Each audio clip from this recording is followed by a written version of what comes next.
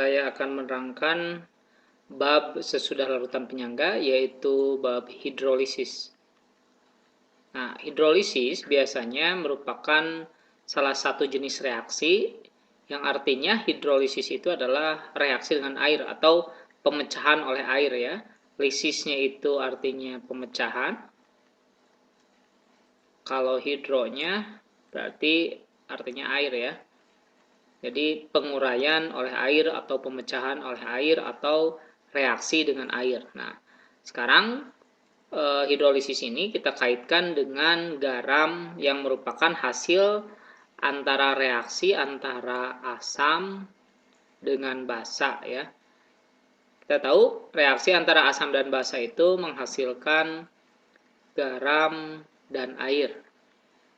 Nah, garam ini seperti yang biasa kita ketahui biasanya itu kaitannya dengan NaCl ya. Padahal garam tersebut tidak hanya NaCl saja, tergantung dari asam basa penyusunnya. Dan identiknya garam itu bersifat netral atau pH-nya sama dengan 7. Padahal garam juga itu ada yang bersifat asam, garam asam, ada garam basa juga ya. Nah, ada juga garam yang bersifat netral. Nah, itu dipengaruhi oleh asam dan basa penyusunnya. Kita tahu bahwa asam itu ada dua jenis, ada yang bersifat asam kuat, ada juga yang bersifat asam lemah ya. Kemudian basa juga ada dua jenis, yaitu basa kuat dan basa lemah. Sehingga nanti jenis garamnya itu akan memiliki 4 jenis. Yang jenis yang pertama adalah garam yang berasal dari asam kuat dan basa kuat. Ini jenis yang pertama ya. Kemudian jenis yang kedua yaitu garam yang berasal dari asam lemah dan basa kuat. Ini jenis yang kedua. Nah, kemudian jenis yang ketiga adalah asam kuat dengan basa lemah ya. Ini yang ketiga. Dan yang terakhir adalah asam lemah dengan basa lemah. Ini jenis yang keempat. Nanti jadi garamnya ada 4 jenis. Nah, ini nanti akan mempengaruhi dari pH garam itu sendiri. Oke, kita tuliskan dulu. Jadi jenis garam yang pertama, garam dari asam kuat dan basa kuat. Ya, pengetahuan mengenai mana-mana zat yang termasuk asam kuat, asam lemah, basa kuat, basa lemah ini wajib diketahui ya contoh-contohnya. Sudah dijelaskan di video sebelumnya contoh-contoh asam kuat, basa kuat. Nah, untuk lebih mudahnya hafalkan saja yang asam kuat dan basa kuat karena dia lebih sedikit. Nah, sisa dari asam kuat berarti dia termasuk ke dalam asam lemah, dan sisa dari basa kuat berarti sisanya adalah basa lemah ya. Nah, ini contohnya misalkan garam dari asam kuat dan basa kuat. Contoh dari asam kuat, contohnya misalkan HCl ya, asam klorida, basa kuatnya misalkan KOH. Nah, untuk mengetahui garamnya, ingat bahwa H dari asam dan OH dari basa itu akan selalu membentuk air ya, H2O. Nah, kita tinggal mengkawinkan antara kation atau yang muatannya positif dari basa dengan anion dari asam ya. Dan kita harus tahu muatannya. Kalau K itu kan dia positif 1, Cl juga dia negatif 1. Nah, muatannya sama, kalau tukar menukar itu 1 dengan 1 ya. Atau saya tuliskan biar lebih mudah, K plus maksudnya Cl min. Jadi kalau OH-nya 1 berarti K-nya pasti positif 1.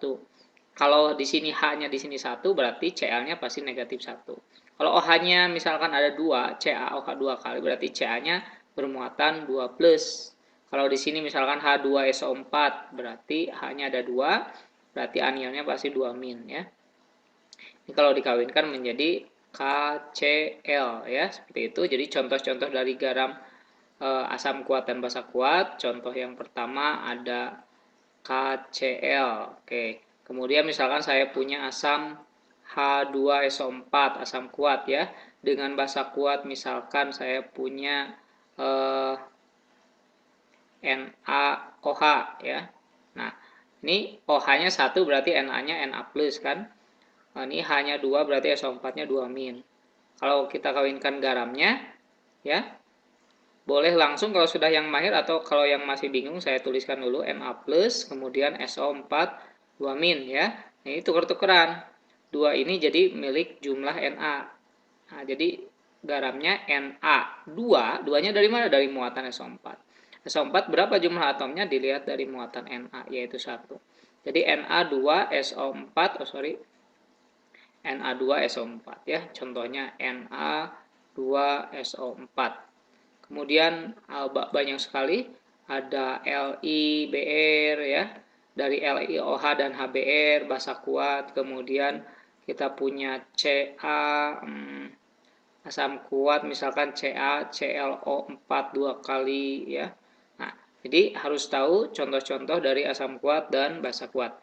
Ini garam yang pertama, jenis yang pertama, kita akan menentukan apakah sifat garam dari asam kuat basa kuat itu bersifat netral, asam, atau basa ya. Kita bahas di halaman selanjutnya. Nah, apa kaitannya garam dengan hidrolisis? Nah, kita tahu sebelumnya kita bahas asam reaksi dengan basa itu menghasilkan garam dan air ya. Nah, kita tahu bahwa garam itu termasuk ke dalam larutan elektrolit. Artinya dia akan mengalami ionisasi ketika di dalam air ya. Jadi nanti akan terbentuk kation ya, atau yang bermuatannya positif. Kemudian ada anion yang muatannya negatif. Misalkan contohnya garam NaCl, berarti kan ada Na plusnya ya. Na plus yaitu kation. Ada Cl-nya yaitu anion. Nah, kation ini itu asalnya berasal dari basa ya. Na plus kan berasal dari NaOH ya. Kemudian ada anionnya yang muatannya negatif, Cl- itu berasal dari asam ya. Nah, kation dan anion ini dapat mengalami reaksi dengan air ya. Nah, ini. Namun tidak semua kation dan anion yang berasal dari garam dapat bereaksi dengan air, atau tidak semua kation anion ini dapat terhidrolisis ya, atau terhidrolisis artinya dapat bereaksi dengan air. Nah, ada beberapa kation dan anion yang dapat terhidrolisis, yaitu kation dan anion ya, atau ionnya yang berasal dari asam lemah ya, atau basa lemah. Kenapa harus dari asam lemah atau basa lemah? Karena ion-ion ini jika berasal dari asam lemah, maka ionnya ini akan bersifat basa yang kuat ya. Ini kaitannya dengan teori Bronsted-Lowry ya. Sedangkan ion yang berasal dari basa lemah itu akan bersifat ion asam kuat gitu. Jadi hanya ion-ion yang kuat ini yang dapat bereaksi dengan air. Nah, ion-ion yang kuat ini asalnya yaitu dari yang lemah seperti itu. Nah, sekarang kaitannya dengan jenis garam yang pertama, yaitu tadi garam yang berasal dari asam kuat dan basa kuat.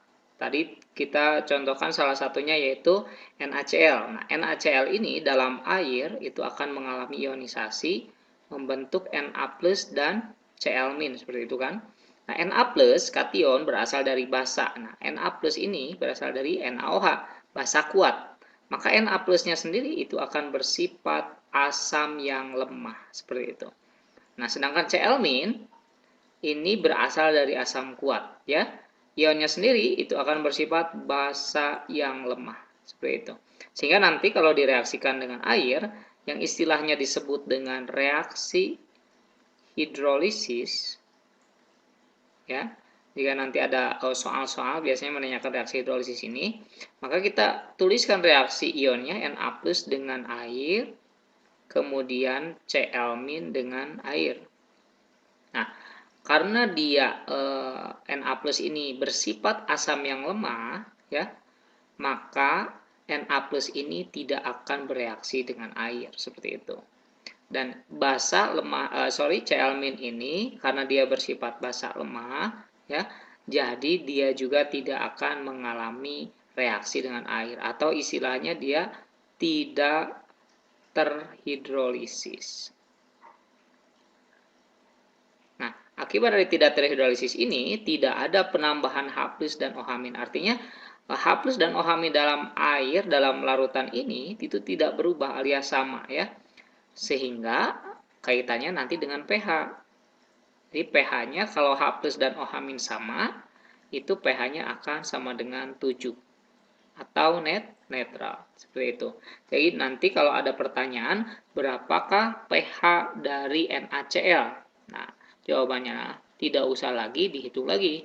Langsung saja pH-nya sama dengan 7. Mau berapapun konsentrasi atau molaritasnya, pH-nya akan selalu 7. Atau misalkan berapa pH dari K2SO4. Kita tahu K2SO4 berasal dari asam kuat dan basa kuat. Itu pH-nya sama dengan 7. Oke, seperti itu. Nah, jenis garam yang kedua yaitu garam yang berasal dari asam kuat dan basa lemah ya. Nah, misalkan asam kuat saya punya contoh HI ya. Basa lemahnya misalkan saya punya contoh AgOH. Nah, jika garam yang terbentuknya, kalau kita ionisasikan H+ dan I- kan, kemudian Ag+ tambah OH- ya, maka garam yang terbentuknya dari Ag+ dan I- yaitu AgI. Nah, kita akan tuliskan reaksi hidrolisisnya. Sebelumnya kita tuliskan ionisasinya dulu. AgI itu akan terionisasi dalam air membentuk Ag+ dan I- ya. Nah, kita tahu Ag+ ini berasal dari basa lemah. Sehingga nanti sifatnya akan berkebalikan menjadi bersifat asam yang kuat, gitu ya.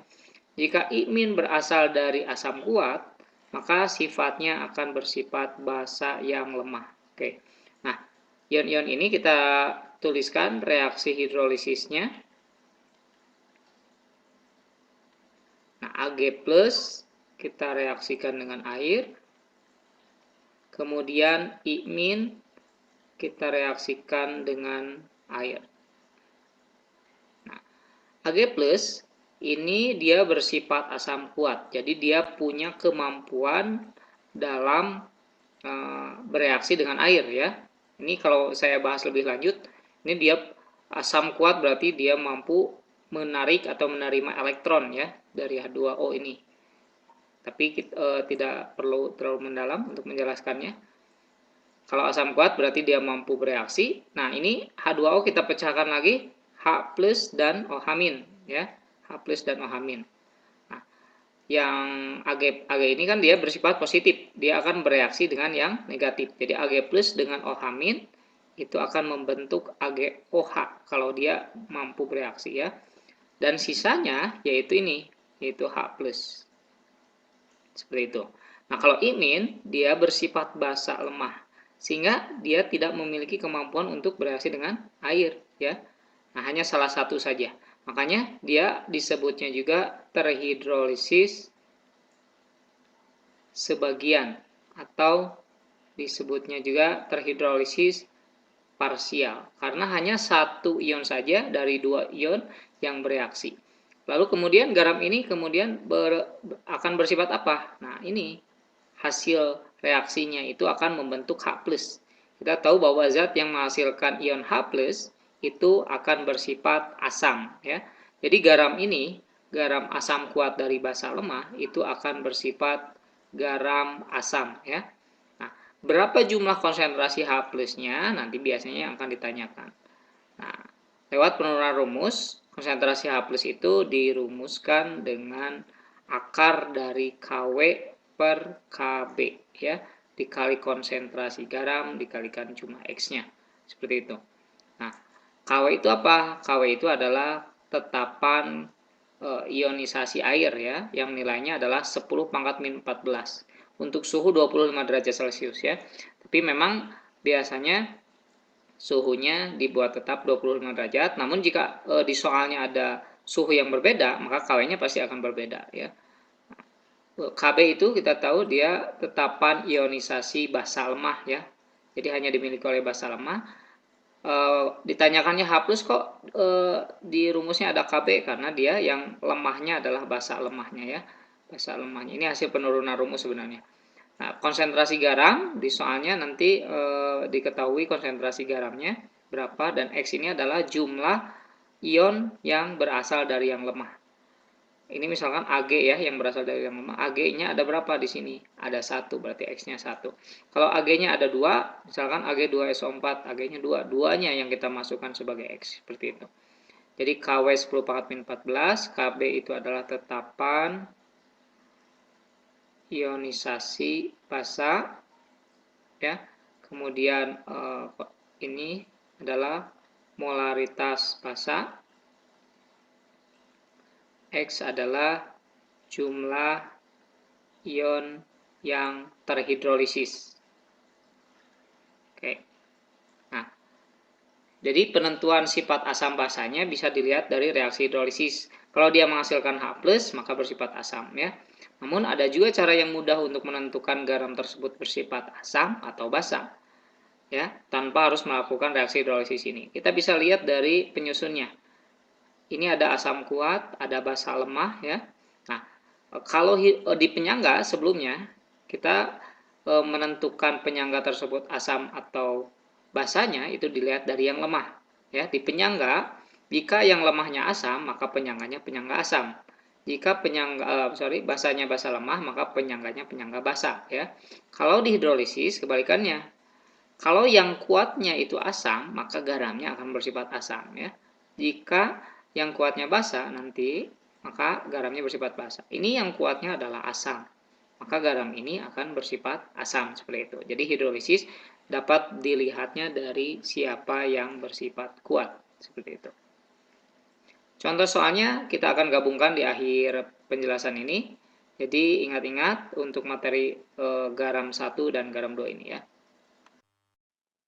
Nah, jenis garam yang ketiga yaitu garam yang berasal dari asam lemah dan basa yang kuat ya. Ini contohnya misalkan saya punya asam lemahnya HCN ya, atau asam sianida. Basa kuatnya saya punya BaOH 2 kali. Nah, kita ionisasikan H+ Cn- ya. Kemudian ada Ba2+ dan 2OH-. Kemudian garamnya ini kan, PaCN 2 kali. Nah, kita ionisasikan lagi seperti sebelumnya menjadi Ba2+ plus 2Cn-. Nah, kemudian kita akan tuliskan reaksi hidrolisisnya. Reaksi hidrolisisnya ion-ion tersebut. Sebelum ke reaksi hidrolisis, kita akan menentukan sifat dari Ba2+ dan Cn- ini. Dilihat dari asalnya. Ba2+ berasal dari basa ya. Basanya bersifat basa kuat, sehingga Ba2+-nya itu akan bersifat berkebalikannya, yaitu asam yang lemah. Sedangkan Cn- ini berasal dari asam lemah. Berarti nanti Cn-nya akan bersifat basa yang kuat, seperti itu. Kita akan tuliskan reaksinya dengan air. Ba2+ dengan air, kemudian Cn- reaksi dengan air ya. Nah, Ba2+ karena dia bersifat asam yang lemah ya, maka dia tidak mampu bereaksi dengan air ya, tidak bereaksi. Sedangkan Cn- dia bersifat basa kuat. Maka yang kuat ini akan bereaksi dengan air ya. Nah, apa hasil reaksinya? Ini ionisasikan H2O, H+ dan OH-. Nah, Cn- ini bermuatan negatif, maka akan bereaksi dengan yang positif ya. Akan membentuk HCN dan ininya menghasilkan OH-, seperti itu. Nah, zat yang menghasilkan OH- itu akan bersifat basa ya. Jadi garam yang ketiga ini dia akan bersifat basa ya. Bisa dilihat dari adanya OH- ini, bisa juga langsung dilihat dari penyusunnya. Asam lemah dan basa kuat. Nah, yang kuatnya adalah basa. Sehingga garam ini dilihat dari yang kuat yaitu bersifat basa. Nah, berapa jumlah konsentrasi OH- yang dihasilkan? Itu lewat rumusan Kw per Ka ya, dikali konsentrasi garam dikalikan jumlah ion yang terhidrolisis. Kw kita tahu sebelumnya yaitu 10 pangkat min 14. Ka yaitu tetapan ionisasi asam ya. Tetapan ionisasi asam lemah. Karena untuk yang asam kuat dia tidak memiliki Ka ya. Kemudian konsentrasi G ini yaitu konsentrasi atau molaritas garam. Molaritas garam. Sedangkan X adalah jumlah ion yang bereaksi dengan air atau terhidrolisis. Nah, ini Cn- di sini di garamnya Cn- yaitu yang bereaksi dengan air jumlahnya ada 2. Berarti untuk garam ini X-nya sama dengan 2. Nanti dikalikan 2 di sininya ya. Oke. Nah, terakhir ada jenis garam yang keempat, kita akan bahas di halaman berikutnya. Jenis garam yang terakhir, yaitu yang keempat, yaitu garam yang berasal dari asam lemah dan basa lemah. Nah, ini kedua-duanya asalnya adalah lemah ya. Nah, misalkan ini contohnya saya punya CH3COOH. Kalau ini saya punya misalkan PbOH 2 kali ya. Nah, ini kalau ionisasikan jadi CH3COO- ini H+, kemudian Pb2+, dan 2OH- seperti itu. CH3COO- dan Pb2+ itu akan membentuk garam CH3COO 2 kali Pb ya. Seperti itu. Nah, kita ionisasikan lagi CH3COO 2 kali Pb terionisasi membentuk 2 CH3COO- dan Pb2+. Nah, kita lihat asalnya CH3COO- berasal dari asam lemah. Maka dia sifatnya akan bersifat basa yang kuat. Pb2+ berasal dari basa lemah, maka akan bersifat asam yang kuat seperti itu. Nah, kedua-duanya kita reaksikan CH3COO- tambah H2O, kemudian Pb2+ dan H2O. Nah, CH3COO- ini bersifat basa yang kuat, sehingga dia mampu bereaksi dengan air. Lalu apa hasilnya? Kita lihat CH3COO- itu akan bereaksi dengan H+ ya, karena berbeda muatan. Jadi CH3COOH dan sisanya adalah H-, seperti itu. Kemudian Pb2+ dua-duanya dia berasal dari asam kuat, maka dari basa lemah, maka dia akan bersifat asam yang kuat ya, akan bersifat asam yang kuat. Jadi dia akan mampu bereaksi dengan air. Hasilnya kita ionisasikan dulu airnya H+ dan OH-. Nah, Pb2+ itu akan bereaksi dengan OH-, jadi PbOH 2 kali dan sisanya yaitu H+. Nah, di sini ada H+, ada OH-. Nah, ini tergantung kepada nanti yang namanya, karena ini berasal dari asam lemah, ini akan memiliki nilai Ka-nya ya, asam lemahnya. Sedangkan Pb2+ itu berasal dari basa lemah, akan memiliki Kb. Ingat bahwa besaran Ka dan Kb ini mempengaruhi kuat lemahnya, lebih kuat atau tidaknya ya. Nah, kalau Ka-nya lebih besar, artinya asamnya lebih kuat dibandingkan basanya ya. Artinya bukan dia bersifat asam kuat, tapi Ka lebih besar itu lebih kuat dibandingkan gitu ya. Jadi H+-nya lebih banyak jika Ka-nya besar. Nah, kalau misalkan jadi nanti ada tergantung dari nilai Ka-nya. Jika Ka-nya lebih besar daripada Kb, maka jumlah H+-nya itu akan lebih banyak. Jadi nanti akan bersifat asam ya. Jadi yang dihitungnya adalah konsentrasi H+. Gitu. Rumusnya konsentrasi H+ sama dengan akar dari Kw per Kb. Nah, ini bedanya dengan rumusan sebelumnya. Garam ini tidak tergantung pada konsentrasi garam ya.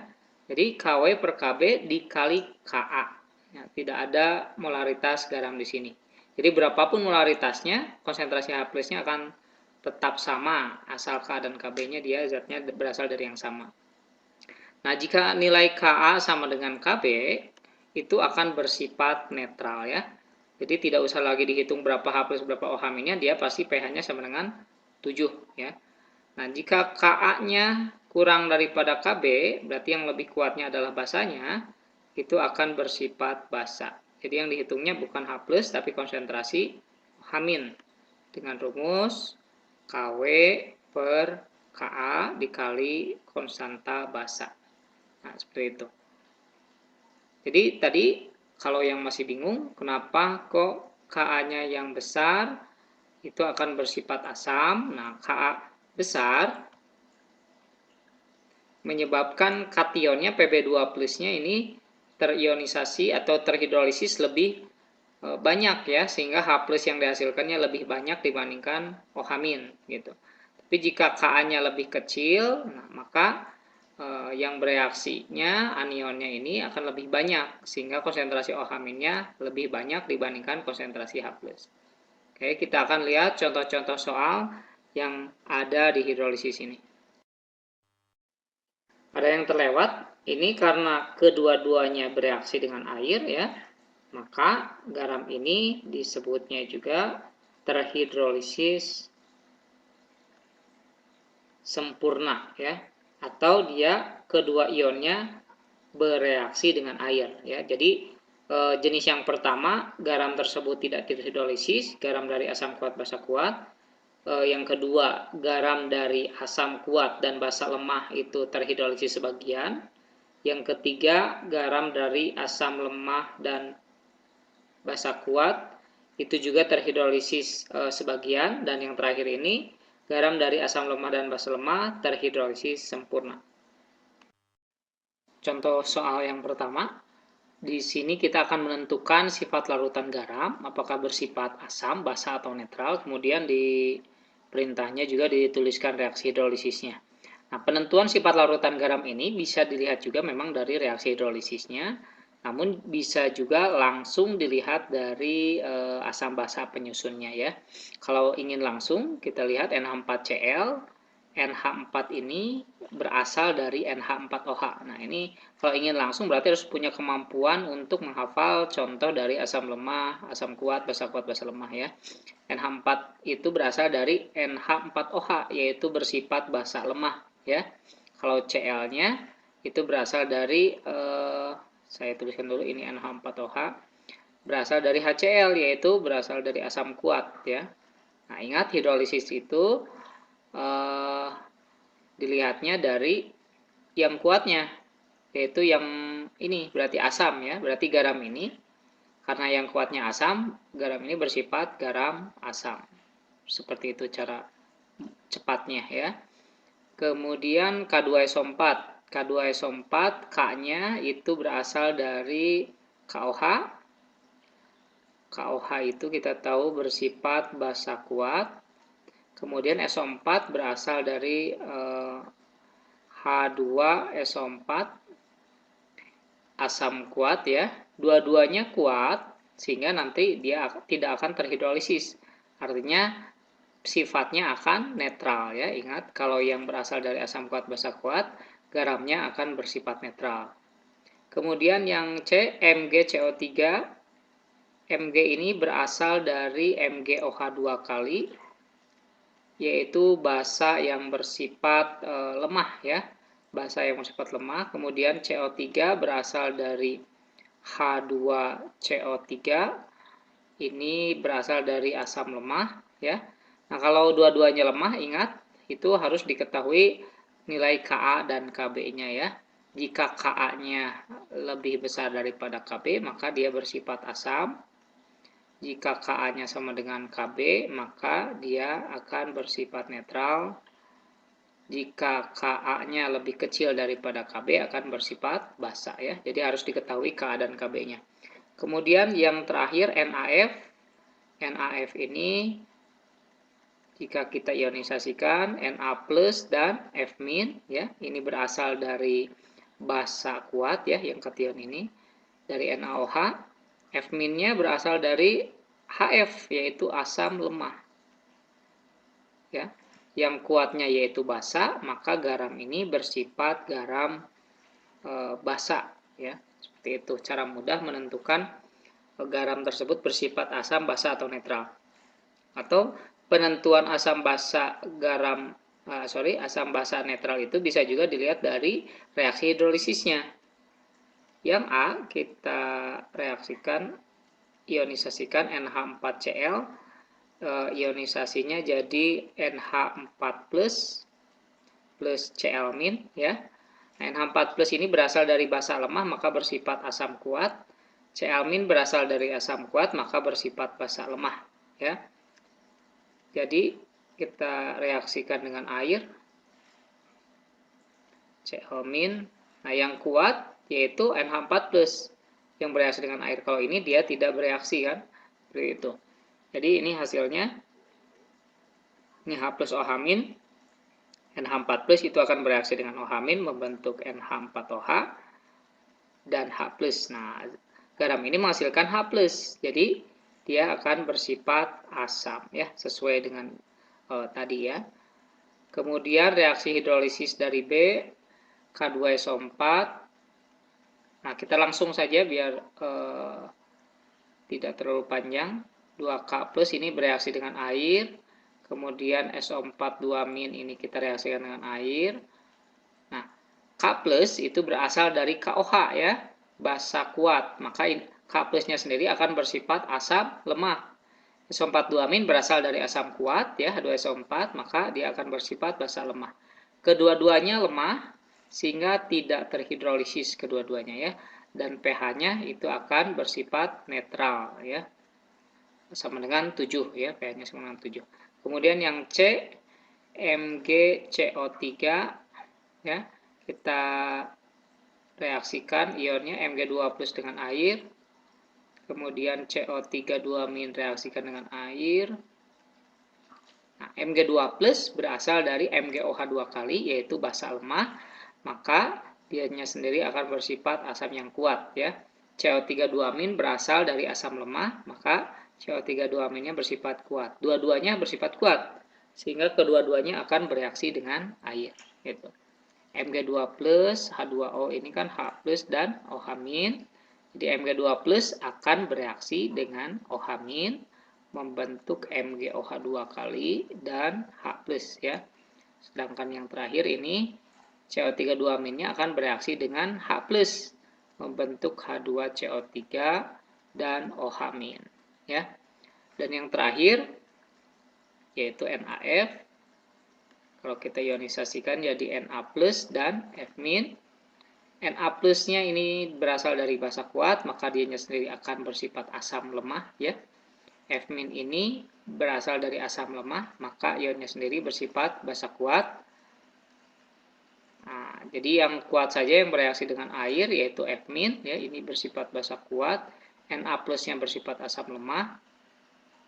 Kalau yang lemah dia tidak akan mengalami hidrolisis. Kalau F- dengan H2O, H+, dan OH-. Nah, F- akan bereaksi dengan H+ membentuk HF dan OH-, ya. Karena menghasilkan OH-, maka garam ini bersifat basa. Oke. Sebelum ke contoh berikutnya, saya akan menjelaskan dulu tipe-tipe soal yang biasanya ada di hidrolisis. Jadi nanti untuk menentukan pH ataupun yang lainnya, biasanya itu nanti tipenya itu ada 2 tipe, ya, yang biasanya diketahui dalam soal hidrolisis. Tipe yang ke-1 itu jika yang diketahuinya adalah garamnya saja. Yang diketahui adalah garam. Nah, maka kalau diketahui garamnya saja, ini tinggal langsung masuk ke rumus. Seperti itu. Kalau tipe kedua, ini dia tidak langsung diketahui garamnya, tapi yang diketahuinya adalah asam dan basanya. Nah, jadi di soalnya diketahui ada asam, ada basa. Nah, ini harus direaksikan dulu. Kemudian nanti nanti dibuatkan pola mula-mula reaksi dan sisa, ya, dibikin MRS. Nanti di sisanya itu kalau penyangga, kalau kalian masih ingat, di penyangga itu yang bersisa adalah yang lemah. Sedangkan di hidrolisis ini di sisanya asam dan basanya itu kedua-duanya habis ya.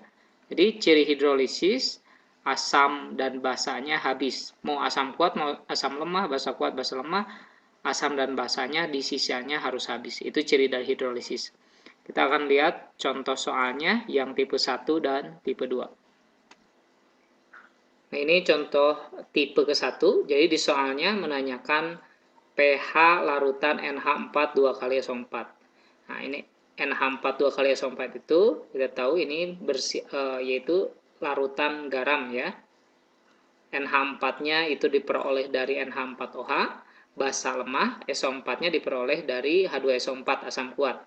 Nah, jadi kita harus mengidentifikasi dulu ini garamnya garam asam, basa atau netral ya.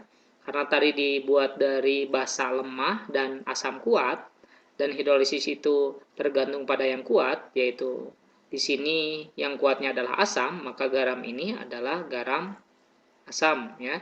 Jadi kalau diketahui hanya garamnya, kita tinggal langsung masukkan ke rumus. Garam asam rumusannya konsentrasi H+ ya. Akar KW per KB kan dikali molaritas garam. Nah, dikalikan X ya. Oke. KW tetapan 10 pangkat min 14. Kemudian KB-nya diketahui di sini 10 pangkat min 5.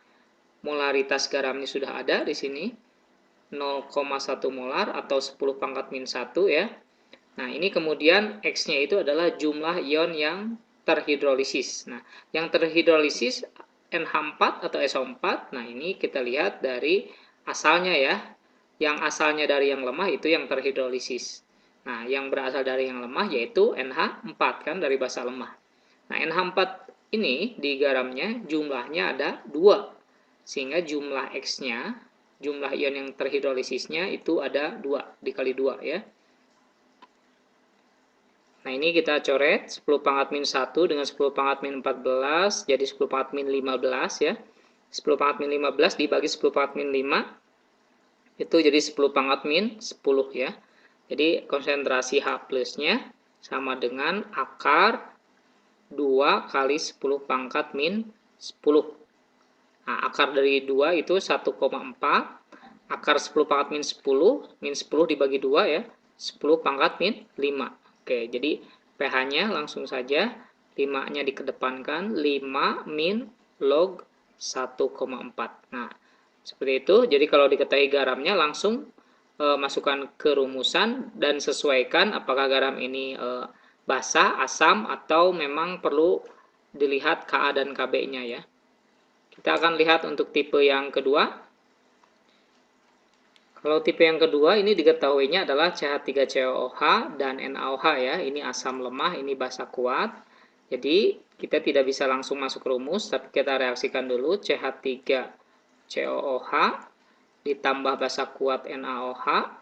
Itu garamnya yaitu CH3COONa dan H2O. Kita pakai mula-mula reaksi sisa ya. Mula-mulanya kita kalikan molaritasnya dengan volume 0,3 dikali volumenya 20 mili itu 6 milimol. Kemudian NaOH 40 kali 0,15 juga 6 milimol. Ini mula-mulanya belum ada.